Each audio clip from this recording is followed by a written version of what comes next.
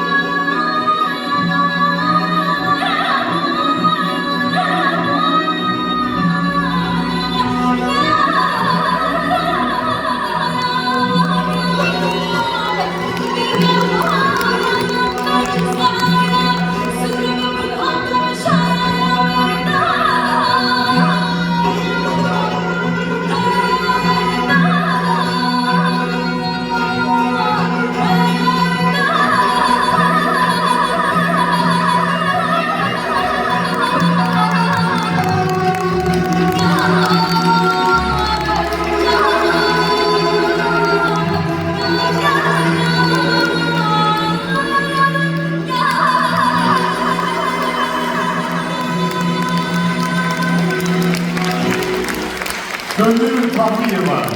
Teşekkür ederim. Gönül Hanım çok sağ olun. Çok sağ olun. Ne kadar güzel bir var. Alkışlarınız sizin içindir. Tamaşaçılarınız sevgiyle geldiler. İfanınızı maşallah olsun. Bu torpağın doğudan da istedadlı sesleri, istedad sahipleri çoktur. Bir de Seyran müəllim, sizin bu sevgaha olan məhəbbətiniz nədir? Bunun kökündə nə dayanır? Bu hardan gəlir? Seyran müəllim sevgahı